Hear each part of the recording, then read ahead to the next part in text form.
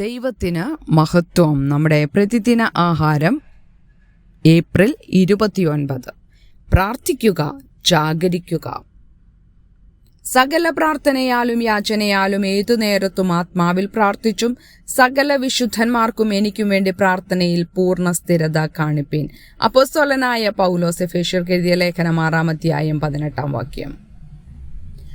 ആത്മീക പോരാട്ടങ്ങൾ നടത്തുമ്പോൾ യേശുവിലുള്ള വിശ്വാസികൾ പ്രാർത്ഥനയെ ഗൗരവമായി കാണണം. എന്നിരുന്നാലും വിവേകശൂന്യമായി അത് പരിശീലിക്കുന്നത് എത്ര അപകടകരമാണെന്ന് ഫ്ലോറിഡയിലെ ഒരു സ്ത്രീ മനസ്സിലാക്കി.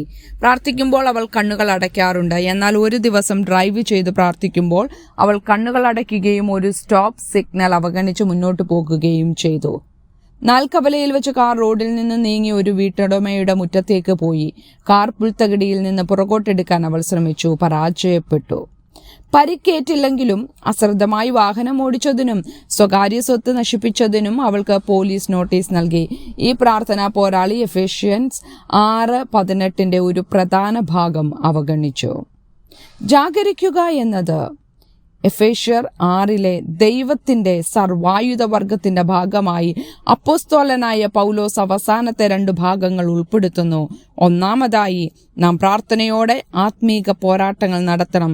ആത്മാവിൽ പ്രാർത്ഥിക്കുക, അവന്റെ ശക്തിയിൽ ആശ്രയിക്കുക എന്നാണ് ഇതിനർത്ഥം.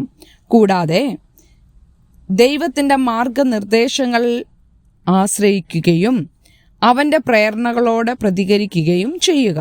സകല പ്രാർത്ഥനയാലും യാചനയാലും ഏതു നേരത്തും പ്രാർത്ഥിക്കുക.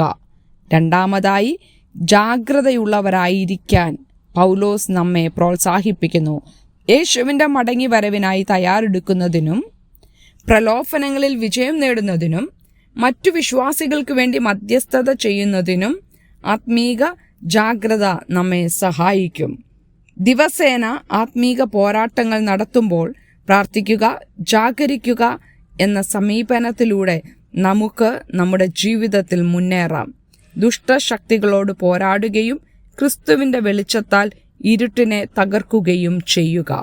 ചിന്തിക്കുക, പ്രാർത്ഥിക്കുക, ജാഗരിക്കുക എന്ന മാനസികാവസ്ഥ ആത്മീക പോരാട്ടങ്ങളിൽ പോരാടാൻ നിങ്ങളെ എങ്ങനെ സഹായിക്കും?